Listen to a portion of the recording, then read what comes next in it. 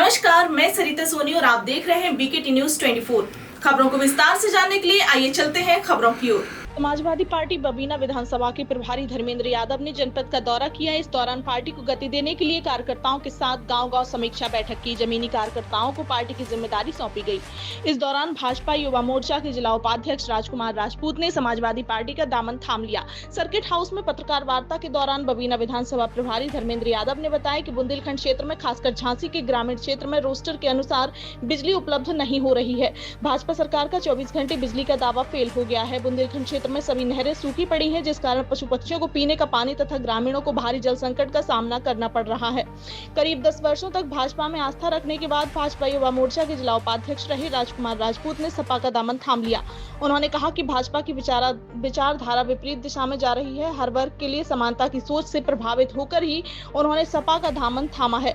इस अवसर पर जिलाध्यक्ष विजेंद्र सिंह भोजला, पूर्व जिलाध्यक्ष महेश कश्यप, महानगर अध्यक्ष तनवीर आलम, पूर्व जिलाध्यक्ष सुदेश पटेल, पूर्व जिलाध्यक्ष संत सिंह सिरसा, पूर्व महानगर अध्यक्ष मिर्जा करामत बेग, पूर्व मंत्री अजय सूद, सीताराम कुशवाहा, पूर्व विधायक सतीश जतारिया, नीरज अग्रवाल, विश्व प्रताप सिंह, सलीम खानजादा, रोहित सिंह पारीशाह, आरिफ खान, राधेलाल बौद्ध, डॉक्टर रघुवीर चौधरी, डॉक्टर वीरेंद्र यादव, भगवत राजपूत आदि मौजूद रहे। आइए देखते हैं सरिता सोनी की रिपोर्ट। राजकुमार जी, ऐसा क्यों कि आपने पार्टी छोड़ सकता है पार्टी और आपने सपा पार्टी का दामन थाम लिया? देखिए, कागजों पे तो बहुत सारी चीज़ें अच्छी दिखती हैं, कोई भी पार्टी हो, सबका जो संविधान होता है बड़ा अच्छा बना होता है, लेकिन उस पर लोग चलते नहीं हैं। भारतीय जनता पार्टी में जो नेता हैं और भाजपा का तो वो क्या बोलते हैं, उनका जो संविधान है, मुझे तो वो भी गलत है। इसकी जो मानसिकता है वो बैकवर्ड एससी अल्पसंख्यक विरोधी है। ये पार्टी मनुवाद की सोच पे काम करना चाहती है, मानवता की सोच पे काम नहीं करती है।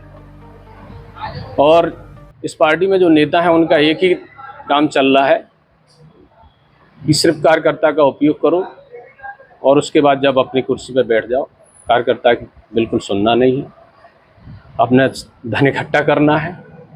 और अगर कोई कार्यकर्ता, विशेषकर मैं आपको बता दूं, बैकवर्ड का एससी का है, कोई भी कार्यकर्ता अगर राजनीति में आगे बढ़ रहा है तो उसको डिमोरलाइज करो। और ख़ासतौर से उस तरह का व्यक्ति जो ज़्यादा योग्य हो, किसी जाति विशेष से, खास एससी ओबीसी का अगर काबिल व्यक्ति है तो उसको तो नेता बनने ही नहीं देना।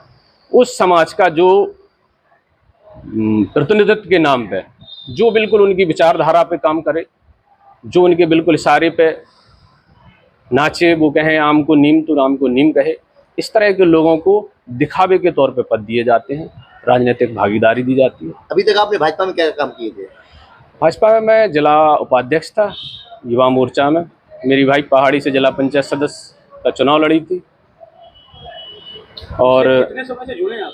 मैं 2016 से 2025 तक भारतीय जनता पार्टी में रहा।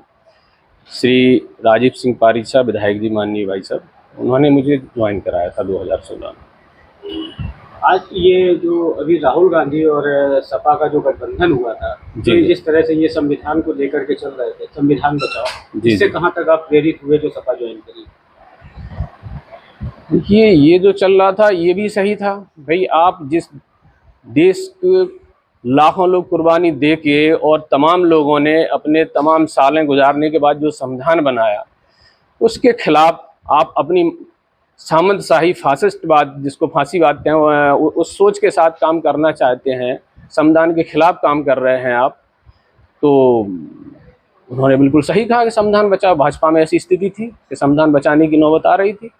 आप देख रहे हैं पूरे देश को, जब सेकुलर देश है, इसमें कैसे किस तरह से कि आप किसी धर्म को एकदम मुद्दा बना रहे हैं। सेकुलर देश में क्या किसी दूसरे धर्म के रहने के लिए कोई व्यक्ति इस देश में रहना ही नहीं चाहिए?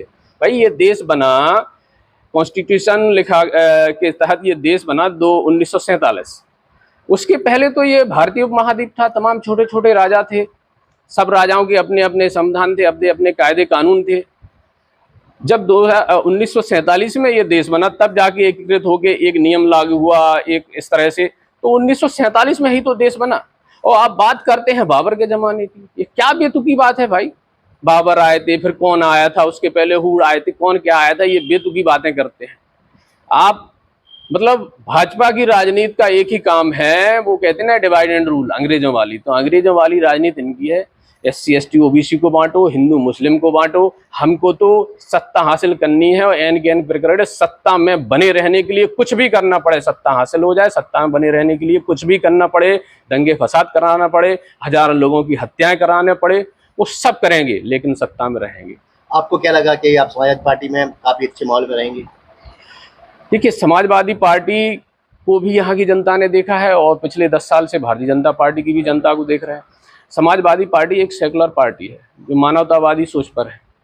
समाजवादी पार्टी के विकास को लोग आज भी याद करते हैं।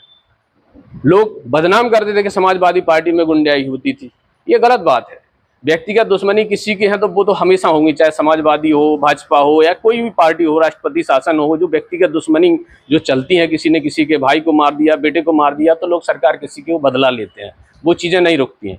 लेकिन कुछ चीज़ें होती हैं सामाजिक। अब आप ये देखिए, जैसे कि अभी लखीमपुर खीरी के विधायक थे योगेश वर्मा, उनको एक साधारण आदमी ने मारा, पीट दिया। बताइए, पुलिस फोर्स के सामने एक विधायक पिट रहा है शासन सत्ता का, और उसकी FIR तक नहीं लिखी जा रही है। FIR नहीं लिखी जा रही है। 2 दर्जन विधायकों के साथ वो माननीय मुख्यमंत्री से मिल रहा है, उसके बाद भी उसकी कोई सुनवाई नहीं होती। काफी प्रयास के बाद मुकदमा दर्ज होता है तो वो भी बहुत कम धारा में दर्ज होता है।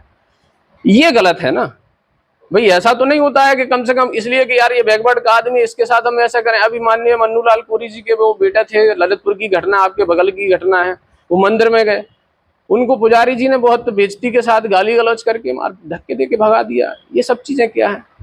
तो क्या आप जाति देख के डिसीजन लेंगे, धर्म देख के आप करेंगे कि आप कानून लगाएंगे, सिलेक्टेड कानून लगाएंगे कि भैया यार हमको तो यार ये इस जाति का है तो बचाना है, इस जाति का है तो इसको तोड़ना है? तो ये सब चीज़ें जो हो रही हैं, ये तो समाजवादी में कभी नहीं हुए। और मुख्य कारण रहा है मीडिया का। आपको बताएं, मीडिया ये समाज को बदलने का सबसे बड़ा स्तंभ मीडिया होता है। चाहे तो गुमराह कर दे, चाहे तो सही राह दिखा दे।